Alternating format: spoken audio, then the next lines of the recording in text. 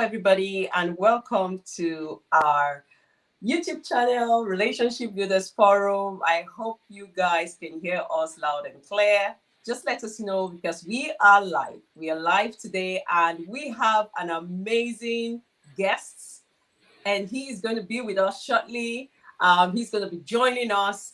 We have a conversation today around financial independence for couples. Yeah. Financial independence for couples. I wanted to say before we bring him on board, I just want us to get our pen and papers ready because obviously he's ready to share with us his wealth of experience, his knowledge. He's an expert in his profession. So maybe you're married and you're not with your spouse. You need to take things down because you have to have that conversation. Money is the elephant in the room. For some people, it's not even because you don't have enough money. It's because who manages the money, it becomes a problem. For other people, the global financial inflation is hitting hard on you and your income is not sufficient. I'm very confident that at the end of today, you have ideas, you have strategies on how to elevate your family income, okay? And come up with your questions. Absolutely. I'm gearing to learn. Yeah, same here as well. I want to say, if you're new on our channel, if you're joining us for the first time, you're warmly welcome. This is Relationship Builders Forum, and myself and my husband, we co-host on this platform. My name is Amara. And my name is Gospel. So it's great to have you here. And like I said, we love to have a conversation. We would love to chat, would love to keep these issues, talking. And now some of you might be joining us now and you might feel, oh, I'm not married. I don't need this. Look, money affects everyone, whether you're single or you're married. So I feel that there's quite a lot to glean from today's conversation. Yeah, obviously for someone who is single, you actually need to start making the foundation of a good financial income for a family starts with singlehood. So you have to have financial goals as a single, and you have to bring that value into your marriage. So it's good you learn at this point, because when you get married, is to put into practice what you know. But if you've got no value to bring on board, it becomes a problem. Okay. Absolutely. And I want to say, please kindly subscribe to our channel. And if you can click the notification bell so you know when we put content out. And please share this to people that you know would find this valuable. And kindly let us know where you're dialing in from. We'd love to know the people right here in the room. Just let us know where you're dialing in from, and that will be great. And please keep your comments coming on the chat. It will be great to encourage us and also encourage our guests today. So without further ado, I want us to dive right in and make a warm welcome to an amazing person. His name is Ikenna Umeizudike. And he is a mortgage advisor here in the UK, and he's certified. He's been accredited. He'll tell you a bit more about that. He is the CEO of Modesty Property Consultants Limited, estate and a letting agent based in Luton, Bedfordshire, United Kingdom. And he's also the convener of Modesty Money Masterclass. So you're in right hands, guys. And he's got his Facebook group on Mondays, and I'm sure he's going to tell us a bit more about that. We will pop his details on the chat if you want to follow him or if you want to get any updates with respect to what he does. And he's got a Modesty Property Corner, and that is both on Facebook and Instagram. And he does this every Wednesday. Okay, so let's make welcome our amazing guest today. Well, he's a guest to you guys, was not a guest to us. So we would make him welcome Ikenna. Nice to have you here, Ikenna. Thank you very much, Amara and Gospel, for having me. I'm really, really glad to be here today. I'm actually buzzing to be here today. And, last night to me was like a night to Christmas, Yeah, I couldn't wait to get here and have this chat and just share this platform with you guys. Thanks for having me. You're warmly welcome. Yeah, can you tell us a little bit about yourself? Some people might be thinking, is he single? Is he married? Is he a family man? Just a bit more. Okay. So my name is Ikenna Umeizudike. I'm married to the most beautiful, wonderful lady in the world. And my wife's name actually is Amara too. So Wow. anybody married to an Amara is a happy husband. No, I agree with you on that. Okay. So we've got 3 children, and we live in Luton, and we've been married for this December will make it 13 years that we're married for. So the wedding anniversary is around the corner, and you'll be hearing about it very soon. So and then I run my own business here in the UK as well. Like Amara said, I'm a mortgage advisor and I own my own estate and lettings agency business as well. I am an educationist in my own capacity because I believe in educating my clients and my audience. So that's why I run the Modesty's Money Masterclass on Facebook every Monday. We have a group which you can join. And then on Wednesdays, I share my knowledge about properties and mortgages using the Modesty Property Consultants Facebook page as a platform. So we call it the Modesty's Property Corner. So we are live on Facebook and Instagram every Wednesday as well, running that. So that's just me and my little self. Wow, thank you so much for telling us a bit about yourself. I know you can say more, but we might not have all the time. So when you get on his social media platform, you get to know more about him. Yeah. And we'll be that's sharing the details on yes. the comment section after the event. Okay, thank you. So let's go straight into the issue. Okay. Let me even ask you, how is finance? How much of importance is finance in a relationship? Looking at marriage, for an example. Okay. This is really a big one and a big question, because a lot of the times before people get married, even they get carried away by the emotions of marriage, the love, the affection, the attachment and all that. And the mood that they find themselves and the emotion tends to take their minds off certain things that are important, of which finance is critical among that.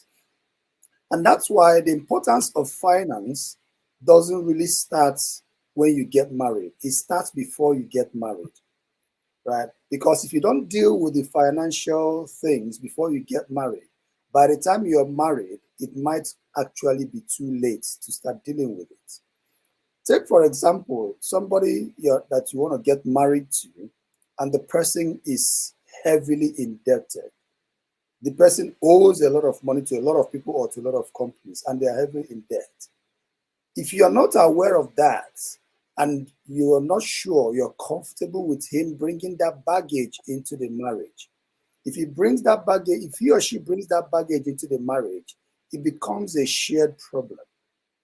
So if both of you are not ready to deal with that shared problem before you even tie the knots, by the time the baggage comes into the marriage, it becomes too heavy for the both of you to carry. And that's where the strain and the stress of dealing with it weigh the relationship down. So the best time to start talking about money and finances is before you even get married. But for those who are already married, they might say, well, your advice is coming too late because we're already tied here. And what do we do now that we're married? But it's just for the benefit of those who are not married yet. Before you get married, start talking about, look at the financial attitude of your spouse to be. Are they too demanding financially? Are they too materialistic? How do they react whenever you start talking about money? Are they too focused on their career and their business and not really paying too much attention to what matters to the both of you? These little things, it's just like somebody who owns a car. Before the car finally breaks down and you take it to the mechanic, it has been giving you some signs and symptoms. By the time you take it to the mechanic, that car is already broken down. No car breaks down without any sign or symptom.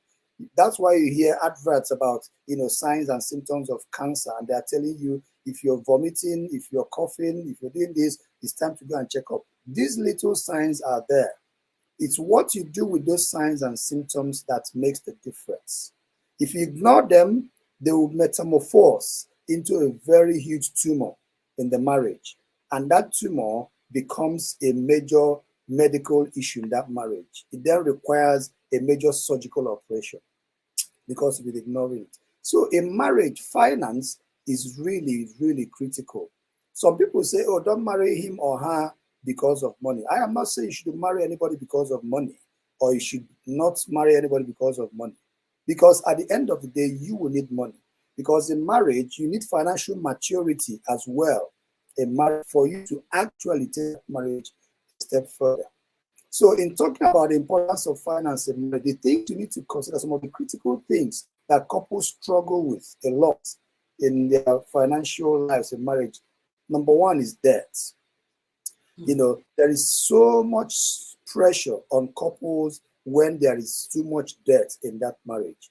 And then when that debt is there, they will now start thinking, who actually amassed this debt?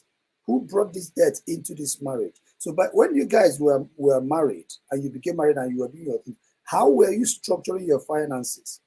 It might be that the both of you decided to be doing your own things differently. Oh, I am working, I'm earning my own money. She's working, she's earning her own money. Therefore, everybody goes along and does what they want to do. And in the course of doing your own things your own way, each of you are making financial decisions that are not in congruence with your objectives, with your joint objectives, which is why, as a couple, it's really important to set financial objectives together. Sometimes in tackling that financial objective or meeting those financial objectives, it might need a kind of joint financial decision. Some people prefer to have a joint account where they can pay money into and they pay their joint bills from that joint account, so that everybody knows what is in the pot and everybody knows what goes out of the pot. They say it's transparency. But there's a caveat to that. Before you open a joint account with your spouse, is your spouse's credit report going to be a problem? Because if your spouse has a poor credit and the both of you have a joint account, it's going to affect the both of you. Are you ready to deal with the consequences of having a joint account with a spouse that has a poor credit? You have to be aware of that implication before you make that decision. Even if you want to buy a house together as husband and wife, and one of you has a poor credit, it becomes you become financially joint. Are you ready to deal with that situation where the both of you buy a house together in joint names and it affects both situations? So that is one critical area in family finance that the couples have to find a way of dealing with it. If you are doing your things individually, the both of you must be committed to your joint goals. And one of those joint goals has to do with how much debt can we deal with? Do we even want debt at all? Every debt we are going to incur, does it have to be on something that is jointly decided by us, or does it have to be something that just benefits one person? Let's say, my wife likes a BMW, so she can afford it. She goes on and arranges a BMW finance for her car because she likes a BMW.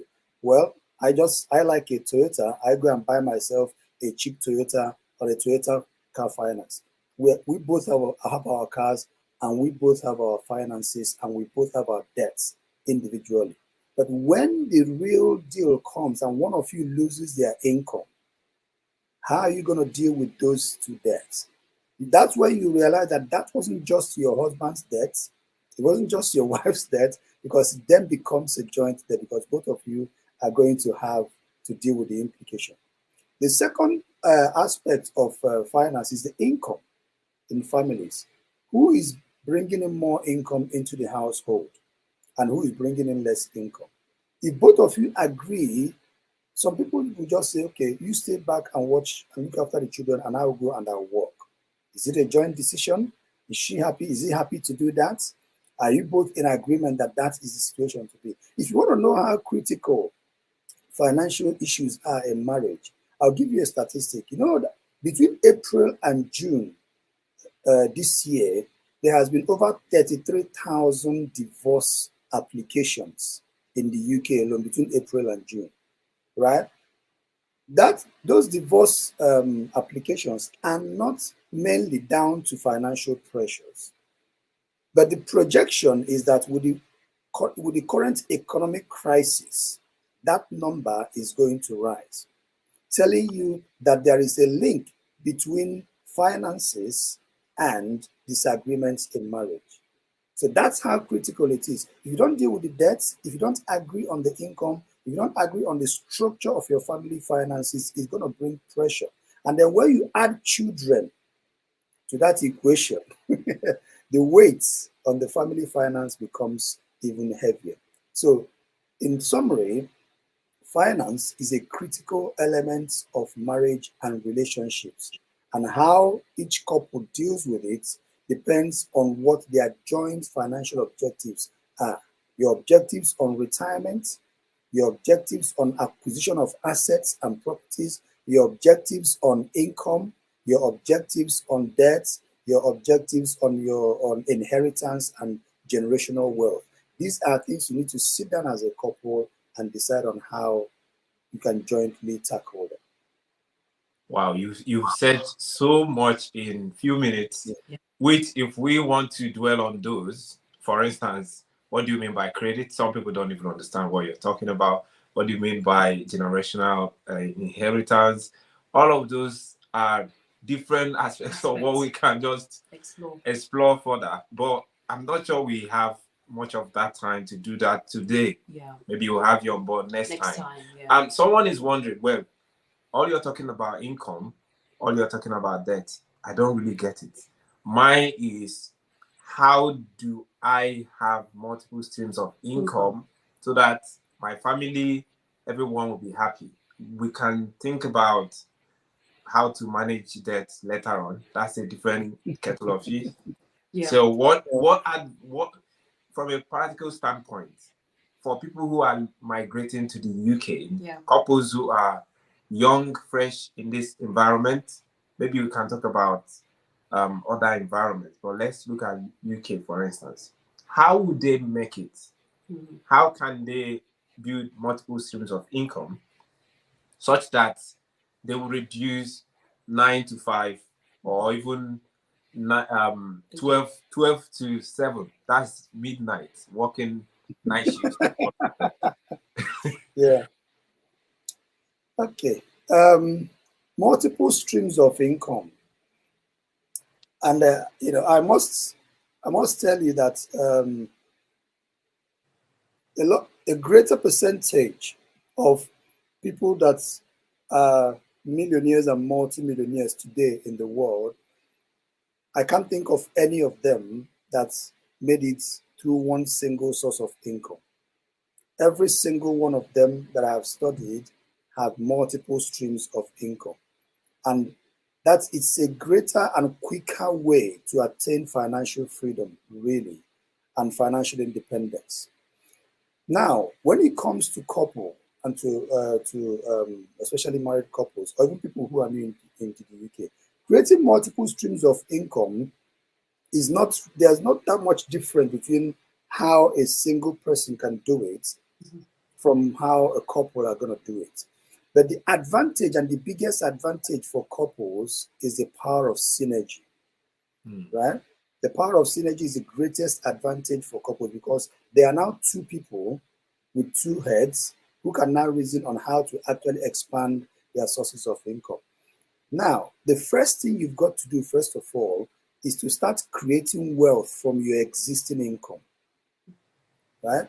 When you earn your existing income, what do you do with that income that you earn at that point in time? Start creating wealth, first of all, from that existing income. How do you create wealth from that existing income? Invest part of that income, the one you're earning for now. Take some part of it and start investing it somewhere else. That investment you're making somewhere else is already creating some kind of income on its own in form of returns. Whether you are putting it into a property investment or you're putting it into stocks and shares or into bonds or into some kind of assets, as long as you are taking some part of that income and you're putting it into some kind of investment, you're creating wealth, that wealth in the future will start generating income on its own. And some people have actually, from building that wealth from their existing income, the wealth now turned out to become their major source of income, such that their main income that used to be their main income becomes secondary. And then their lifestyle now becomes funded by the returns from the wealth that they have built. So they are no longer dependent on that singular income. So if you cannot create wealth from your existing income, it will be difficult for you to develop ideas on how to create another kind of source of income, because that's the easiest to do first of all. Now, if you now want to create another source of income different from what you are doing, right? Look inwards. There is something I've tagged the PISH, PISH. Yeah. Can you explore your passion, your interests, your skills, and your hobbies? Yeah, that's the PISH slogan. Can you explore your passion, your interests, your skills, and your hobbies? There is something in there among any of these things that could be monetized. But first of all, you have to professionalize it. Because when you become a professional in that area that you enjoy, whether it's your interest or your passion or your hobby or your skill, if you professionalize it, then you can monetize it. I was speaking with a friend yesterday, and we were talking about this issue. And I said to him, there are people who they know how to bake, for example, but they bake for fun, right? Have you thought about that your baking skills being turned into a business where you bake, you stop baking for fun and for free, and you start baking for an income? And then to professionalize it, you can now go and take further courses or education on baking. Learn, from YouTube or from other sources, how you can make that baking an art. And then when you professionalize it, then you can monetize it. Because nobody wants to pay an amateur. People like paying professionals. So if you can show and showcase that you're a professional in that thing, people will start paying you for it. Professional footballers today are being paid for having fun. And they are paid a lot of money for just having fun on the pitch. Sure. And we as football fans, we kill ourselves every weekend, and these guys just go out there and they have fun. It's their skill. They professionalized it and they monetized it. So if you can explore these things and look at the guy I was talking to last night, I said to him, especially those of us from the African origin, there are so many opportunities that we ignore, especially in this country. I said to him, before I trained to become a mortgage advisor, I have always had interest and passion for properties and for finance. So I was thinking, how can I marry these two interests and passion together?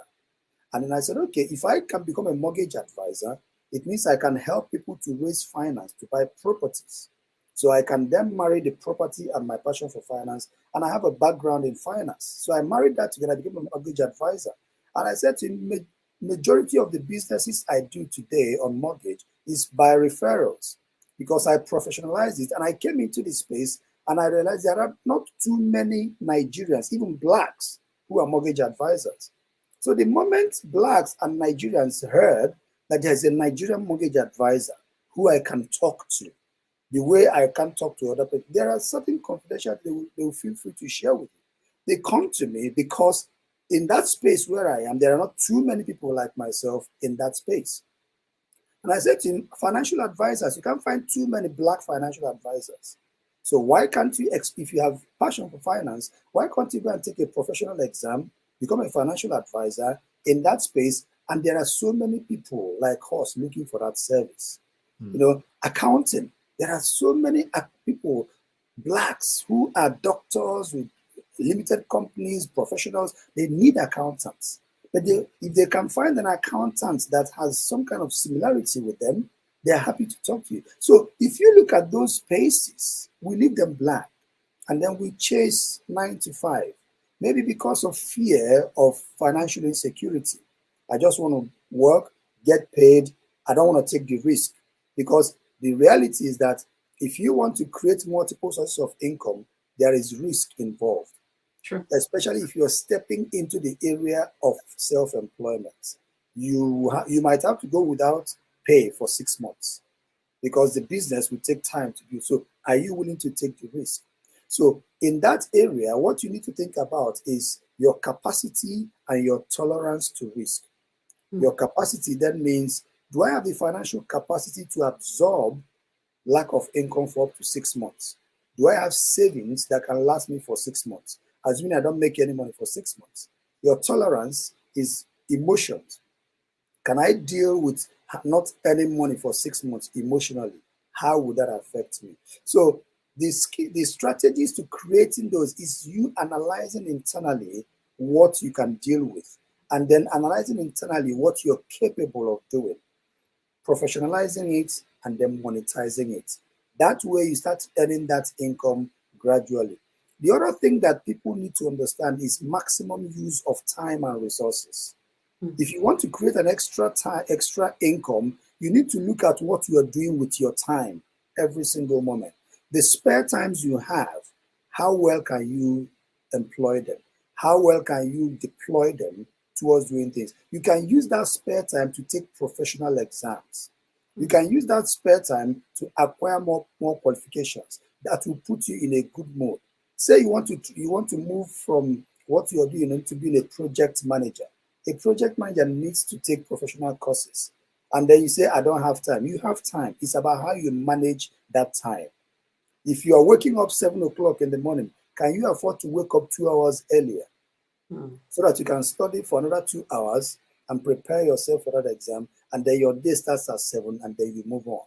You have time. So the times you spend on the weekend and how much time you spend on your phone on social media, can you squeeze out 1 or 2 hours of that time and devote that to studying?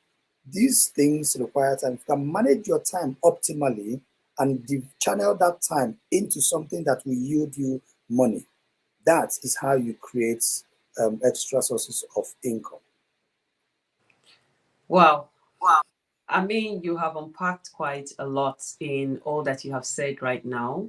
The last point you made around timing, a lot of times people say, oh, I don't have time. And I like the point you raised around, if you're really serious about it, you will create time for it, because time is a limited resource. And this is something I always say to people, like, your time is limited. You don't have the whole 24 hours to yourself, because there is still time allocated for other things other than, personal stuff.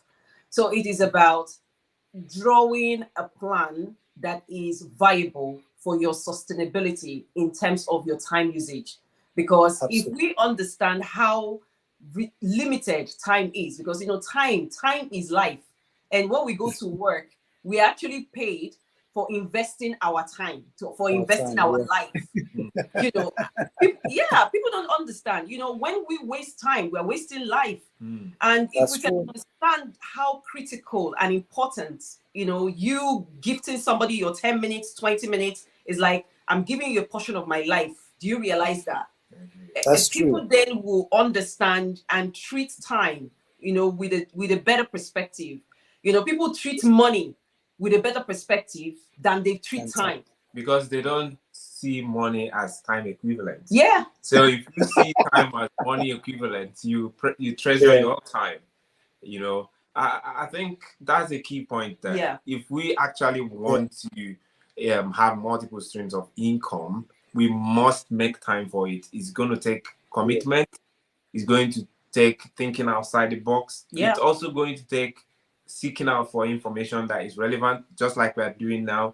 It's also going to take us networking with the right person or the right people. Because if you isolate yourself from a community of friends and colleagues or people who can give you the right information on what is happening, you might find it difficult. Let me use this UK for instance. Sometimes people come in here and they think it's all about work. The system is not good for me.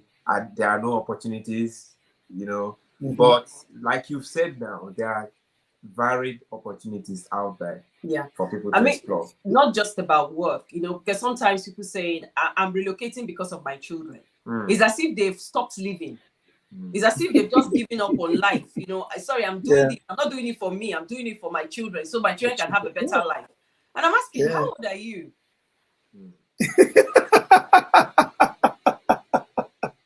Yeah, that's a valid question. Yeah, that's a valid question. And it doesn't even matter if you're 50. You know, I think it's down to perspective, and you just said that. You know, how are you willing to take risk? What's your capacity? I like what you said. You said, what is your capacity and your tolerance to risk? And I think as humans, we are just risk averse. We don't want to have anything, you know, to do with, you know, our comfort, or, you know, kind of putting ourselves in a space where we are uncomfortable. But, you know, life is about challenging ourselves beyond you know, where we are in order to think. And that really brings me to my next point around investment. You know, you talked about all of these multiple streams of income, but I have seen where people monetize, you know, their talent, their passion, their invest. Wait, you talked about the pish. I'm not trying to, I don't want to quote you out of turn. The passion, your interest, your skills, and your hobbies. So I've seen where people monetize these things, but they don't have the next plan. So everything is about, you know, the Parkinson law. You know, you get more, and that increases your level of spending and your level of, you know, expenses in that way. So what sort of investments? Because it's good for people to think about, how can I be financially free? You know, it's not just about being rich or having money, but how do you think about, you know, your financial freedom? So I want you to speak about investments. You know, what are the options? What are the opportunities when people have, you know, invested their passion, their interest, and they have monetized it, you know, and the money is flowing in. The cash flow, you know, they are cash flowing, you know. What's the next what's the next phase? What's the next point? Okay. So I really like the point you made there about your desires growing to meet your growing income, right? Because as your income grows, if you don't keep your desires in check, they will grow to meet that income. The same thing applies to time, right? The more time you have to yourself, the more there are things that will occupy that time. The more you find things to fix into that time. Okay, now, you're very correct that people who work so hard, make that money, but then they don't even know what to do with it. What next? Now, there was one of my sessions where I taught people about the 3 categories of financial statuses, where I talk about the poor, the rich, and the wealthy, right? And these 3 people are separated not by their financial bank balances, but by their mentalities and attitude to money. The poor thinks more about consumption, right? If you see anyone a lot of poor people today, or interview some of them and ask them, if I give you 1 million naira now, what are you going to do? You say, oh boy, I don't blow. But I have to go collect 1 Benz with that, you know. Straight away, that's what they are thinking, you know. Then the rich think more about lifestyle. Because they are rich, what matters more to them is making sure that they don't drop below the lifestyle that they are living at the moment. So they can do anything to sustain that lifestyle, even if it means doing 2-3 jobs, to make sure that he inches, to make sure it doesn't drop from driving a Benz to Toyota, to make sure it doesn't drop from living in a big house to downsizing. That's what matters to them. As long as they can afford to keep that lifestyle going, that's fine. The wealthy don't think about consumption. They don't think about lifestyle. They just think about assets. How much assets can I continue to acquire? They are obsessed with assets because they know that the asset is what produces the income that sustains the lifestyle and the consumption. So the more assets they acquire, the more potential they have to live the lifestyle of choice. and they will never live that lifestyle until there's an asset that will support it, until there's an asset that will produce an income to be living in. So you might see a wealthy person driving a Porsche, and you think he bought that Porsche with the same salary and income the both of you are earning. That person driving that Porsche might be paying for the credit on that Porsche from some of his properties that he has acquired and rental income coming from there. He might still have his regular job or a regular job, right? Or might be running their business, but the business, the main business, the income from that business does not fund that lifestyle. So the biggest risk to anybody financially is relying on your income to sustain your lifestyle. Because if that income stops coming in, you stand a very big risk of that lifestyle not being supported. So that's why I made the point earlier on, when you make an income, create wealth out of that income, which means continue, be obsessed with assets, have a wealth mentality.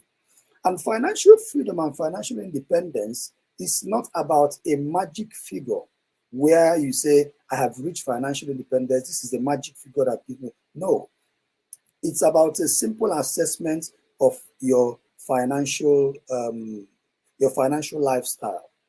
How much do you need to survive every month, right? And how long do you think you can work? Or sorry, how long do you think you can live without having to work to sustain that lifestyle? So if your lifestyle is a lifestyle of 1,500 a month, can give me the lifestyle of choice and I'm content with that.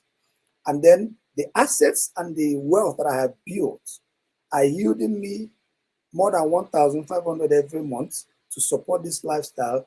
And I don't really have to work anymore to be able to support this lifestyle. That is your financial independence. So financial independence is defined by what exactly your lifestyle suggests. You might then say that if I can do this, it can pay all my bills, and then I can afford to, go on holiday. I can afford to travel abroad. I can afford to go and work for a charity. I can afford to volunteer my time to go and do some goodwill work around the world. That's what I want to do. And as long as I have enough money to pay these bills and I don't have to rely on my job or on any job to do this, that is financial independence. But what people sometimes mistake to be financial independence is when they have built a big house, lived in a big house, ride big cars, and then they can live a comfortable and luxurious lifestyle. Financial independence doesn't necessarily have to be luxurious. It simply has to be content. With that level of lifestyle where you know that my bills are sorted, I don't have to work. I only work if I want to work. And I have enough assets and built enough assets for myself and investment and wealth that can support that lifestyle. Then I can go ahead and do what I want to do, with whom I want to do it, and when I want to do it. If you can't answer these questions, then your financial freedom is not yet there. Can you do what you want to do? Can you do it with whom you want to do it? Can you do it when you want to do it? There's something called I don't care money. Right? I don't care money. I don't care money, yeah? Everybody in this life should strive to have I don't care money. I don't care money is the money that you have to the point where you can begin to negotiate even your own way where you work.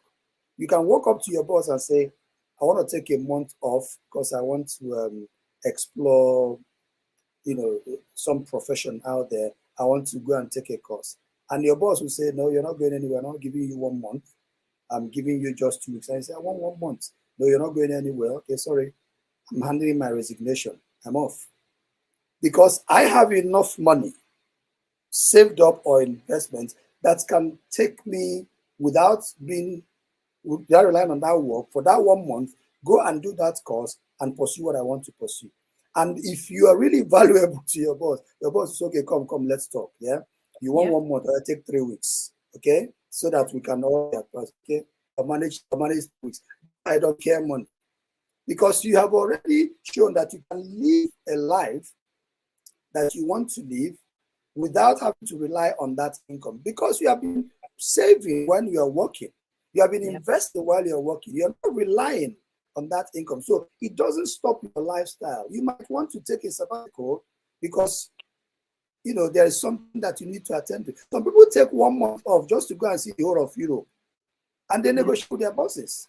I want to take an European tour because there are researches I want to carry out while I'm on tour. Some people take 1 month off just to go and cycle around, you know, one part of Europe, and they negotiate that. It's negotiable. There's nothing that I don't care when doesn't negotiate. You know, even between couples, you know, if you have that I don't care money, you can afford to say, okay, let's do this thing this way. Even with your husband, you can negotiate. You know, honey, I really want to take a time off, because taking that time off will not hurt your joint finances together. And because that I don't care money has been built by the both of you, your wife or your husband needs a time off because they need to take an exam, which will propel them into the next level of their careers. I know of a lady in Luton here who was working as a nurse, and she wanted to take a further exam as a nurse. She approached her employers, and they said, no, we can't give you that much time to take that step. She handed in her resignation letter and went in and took that extra course as a nurse. Rather than being a general nurse, she became a community nurse, because the community nurse will give her more time to spend with the family, because she was being so stressed as a registered general nurse. She works nights, she works days, sometimes she does night, she comes back, and the stress of the night shift is telling on her, and she's always shouting at the children. She felt that her family was breaking down. She went to the employers, can I take a time off and do some extra course to pursue a different line of nursing? The employer said no. She handed in her resignation, went ahead, did that course, qualified, and now she's enjoying a better family work-life balance. That's what I don't care money does. So when we talk about investments, investments should be looking at the future of the couple together. One difference between investing as a single person and investing as a couple is that investing as a couple, your investment, whether individual or jointly, should be aligned with your joint couple goals. The joint couple financial goals, the investment and everything you make should be aligned with joint goals. If it doesn't align, if you're doing your own thing, your own way, right, and you're investing according to your own interests without paying attention to your joint goals as a couple, you're being selfish. Because in the end, the ultimate beneficiaries of that investment are the couple. So if the both of you cannot agree on a joint investment goal that you can now choose to pursue individually, because it doesn't have to be a joint investment, but I need to know what you're doing. Yeah, there is something called financial infidelity in marriages. Financial infidelity is where one couple or one party in that marriage is hiding their financial decisions away from the other person, right? You're buying a plot of land in Nigeria as a wife. Your husband doesn't know. It's financial infidelity. As a husband, you're buying a plot of land or house in Nigeria. You don't want your wife to know. It's financial infidelity. So that plot of land or that property you're buying in Nigeria, how does it benefit the both of you? That's the question. That's business you are buying and you're putting your brothers and sisters in charge and you don't want your spouse to know. How does it benefit the both of you? So if that investment does not align with your joint objectives as a couple, that's financial infidelity. You're doing things on your own. Yeah. Wow, I think you have so much to say. I'm really, really enjoying this, you know, because financial infidelity, I'm taking that on board. It's a big issue because some people think my money is my money, your money is your money. His money is our money. Okay, some women think his money is our money. Yeah. My money is my money. It might not really go into that, but I think. But you know, what he said is so profound. The reason why is that he made a lot of emphasis on joint financial goals, objective joint financial objective, because if we're talking about financial independence for the family, it's not your a one-person thing. Absolutely. Both of you have to be on board. And it's not just about the two of you. Yeah. You should also look at the future. Yes. What inheritance do you want to pass on to the next generation? If you're not there, how will your children survive? Exactly. We've seen it happen a lot of the times where the man is dead, the family is struggling financially because there was no plan. Yeah. You see, but where the family has a plan, the wife is on board, everyone is working towards that plan, they will be able to achieve that financial freedom. Yeah. Where if they're not there, their children will live off what they have invested or the income coming from the worth of investment they've made. I think with the definition you've given about financial independence, so many of us, I would say that so many of us are not financially independent. We think we are, but we're not. Yeah. Because if I stop working today, if you stop working today, how are we going to fund our lives? A lot of people live hand to mouth, monthly salary. If they stop working, life stops. There'll be crisis. There will be serious crisis. Yeah. And this is why we're doing this, so that we start thinking out of the box and think long term, because I think even from a cultural point of view, we are sort of wired for the now mentality, consumption mentality. Some people will say, oh, I have to think about my survival before I think about the future. You know, I sent this, you know, it was a joke anyways, to a group of people. And the person said, this thing you're talking about financial independence, as long as I have food, I'm okay.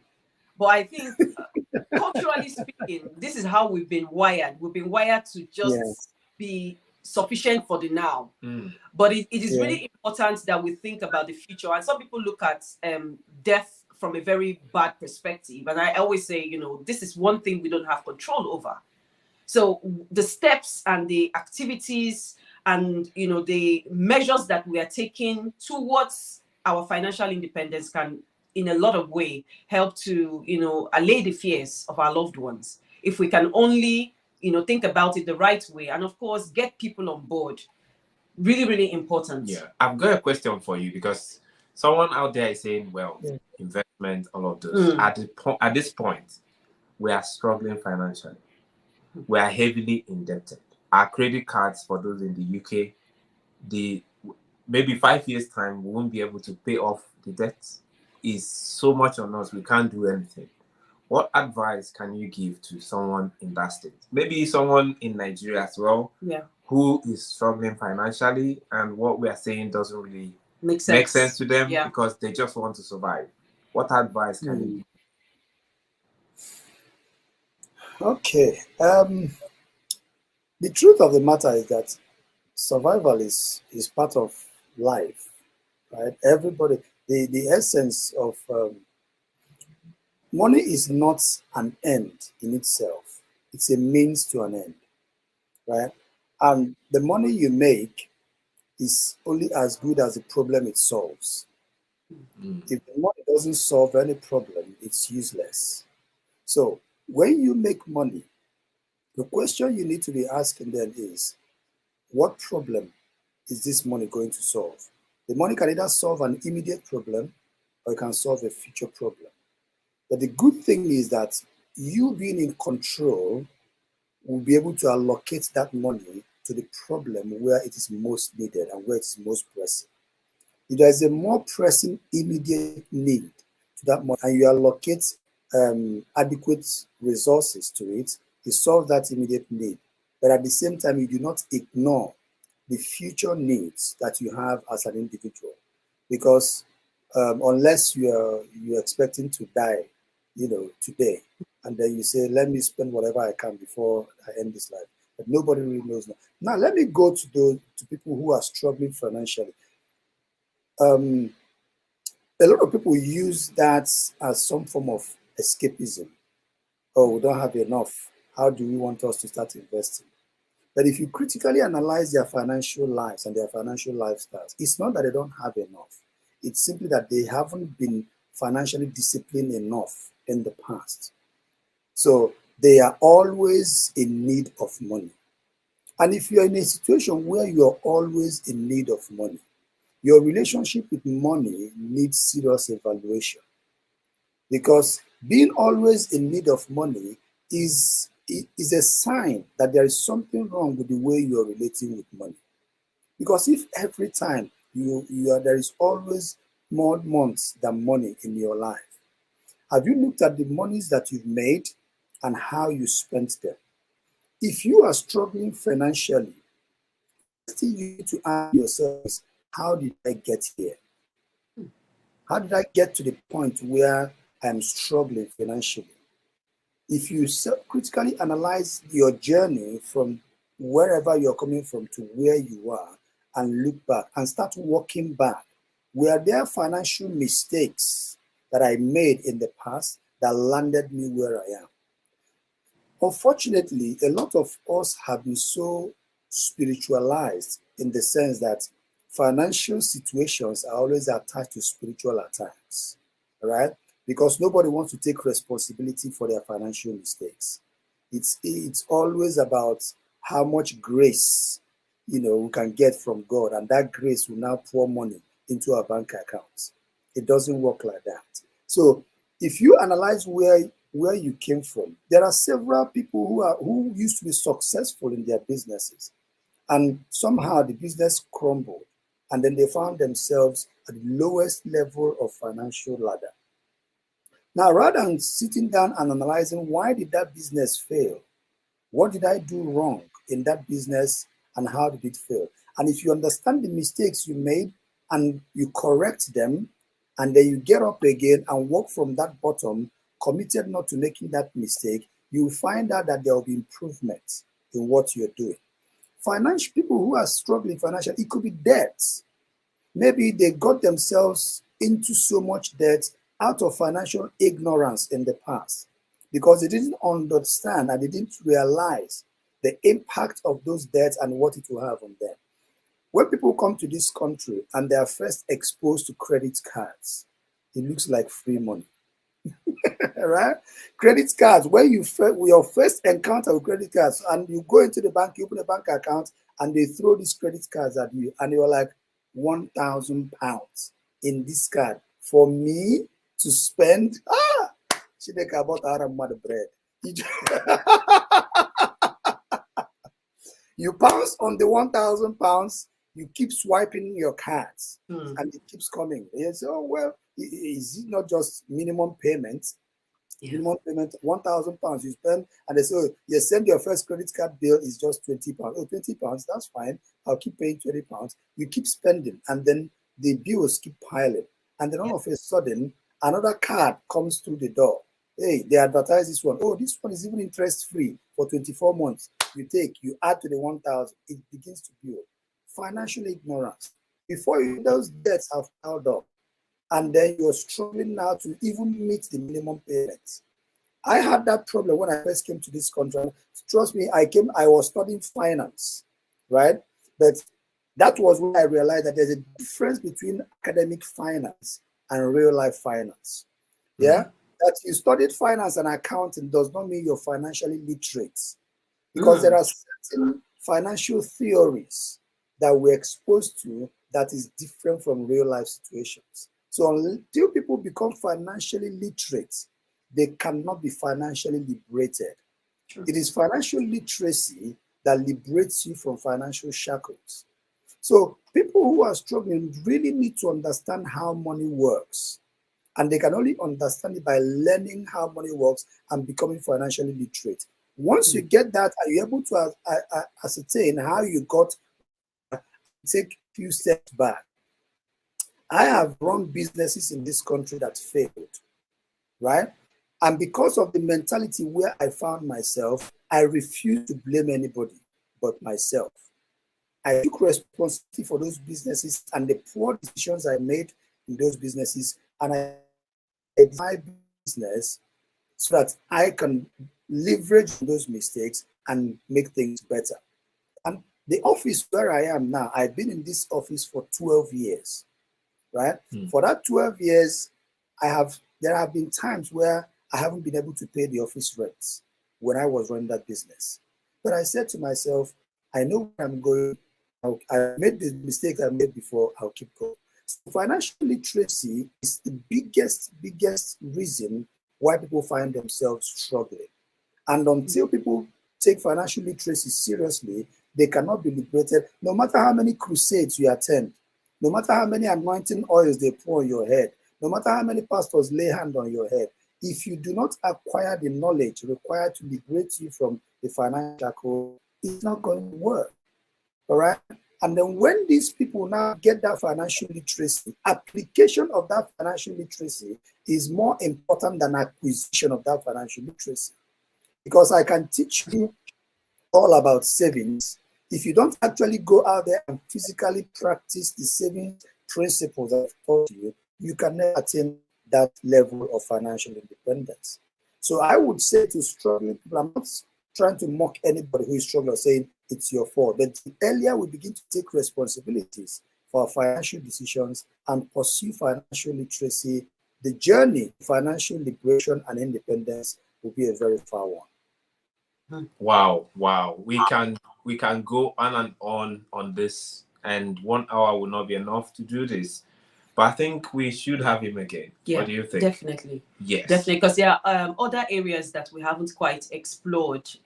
Opportunities, especially for people who are newly migrated here as well. You know, practicalities on how they can make some steps towards, you know, their financial freedom is one thing. And then another thing that has become quite endemic in Nigeria, and it really breaks my heart, and that's around loan sharks. Yeah.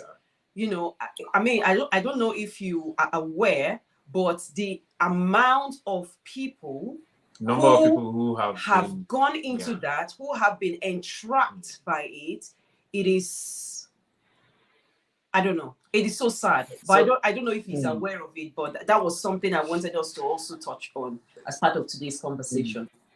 I don't know if you want to talk on that now, or we could also bring him on board, because that's a new area that I want him to really take time to talk about. Can you just give us your last word, because we try our best to keep this program for just an hour, because that's the promise we have for our audience. Someone is asking on the chat, financial literacy, what does it take to become financially literate? And then you give us your last word, if you don't mind. Thank you. What does it take to be financially literate? What does it take to be, financially literate, yeah? To become financially literate. I mean, you don't need to be a professor of finance to be financially literate. Financial literacy is basically literate everywhere. It's you being interested in financial education. Programs like this are part of your financial education. The program I run on Mondays on Modesty's Money Masterclass, it's all about talking about money and finances. How many books do you read on personal finances? How many audiobooks do you read on personal finances? Do you listen to podcasts on personal finances? Every single day, I have a different podcast for the day. Monday, Tuesday, Wednesday, Thursday, Friday, on different topics. Mondays, I'll listen to things on mortgages. Tuesdays, I'll listen to properties. The other day. So that's where the literacy comes to. There are so many resources out there that we can explore. Read books, listen to podcasts, engage in programs like this. And if you're on Facebook or Instagram, what you're looking for is what you will find. If you are looking for financially literate resources on Facebook, you find them. If you're looking for gossip, you find them. If you're looking for fights, you see fights. Whatever you're looking for, you find on the internet. Wow. Thank you. That's what it takes. We're really interested in it. It's out there. Yeah. Sorry, I think we had a bit of a lag in your comment. So I think that settles that question. Do you have a final word for our audience for today? It's been wonderful listening to you. Yeah. Yes. Yeah. All right. My final word will simply be, as a couple, remember that your greatest strength is in your synergy. Yeah, doing things together has a greater impact than just doing it on your own. And however, the biggest thing I always encourage couples to do in finance is transparency. Be Yeah. transparent. Talk about money. Don't be scared of talking about money with your spouse. Be transparent. Let your spouse know what you're going through before it becomes bad. Don't let your ego get in your way. I don't want my spouse to be in charge of our finance because I should be in charge. That's ego. Respect everybody's strength and your weaknesses. If you're weak in managing finances, let the other person who is stronger take control of managing that finance and let your ego out of the way. That's teamwork. If you work together, you are going to get to where you want to get to. So that's my final word on that. Wow. Wow, wow, wow. Amazing, amazing. There's been quite a lot here to unpack, and we're definitely going to be bringing you back again for a part two, I'm sure. And More than we, happy to be back. it's very, it has been really, really enlightening. And quite a lot of our people here have been, raving about this particular conversation. And I think you touched on a lot of critical things today. So thank you, Foundation for Family Affairs, for joining in. And I could see quite a lot of people from our community that also joined in. I hope you guys enjoyed today's conversation. Just let us know on the chat as well. And if you can, please put a thank you to our amazing guest today. I would say he did quite justice. He did justice to the topic. And I wouldn't want us to, keep him any longer. He's a very busy man, but he availed his time on a very busy weekend just to be with us. And we want to say thank you so much, sir. We really appreciate what you have done today, and we'll definitely bring you on board. Now, for those who are on this call for the very first time, we will leave his details on the chat as well, so you can reach out to him as well for any sort of tips or financial advice. Follow him on his social media. Like he said, he's got lots of information on financial literacy, okay, something that would help you to be financially literate. So please follow him. And if you are new on our channel and you forgot to subscribe to our channel because you got really carried away with today's conversation, it's not too late. Please feel free to do that. And thank you so much, sir, for this amazing time. We will call you very soon. We will call you very much. Thank you very much for having me. My pleasure. Take care. Fantastic. Bye now. Take care. Bye-bye. Bye.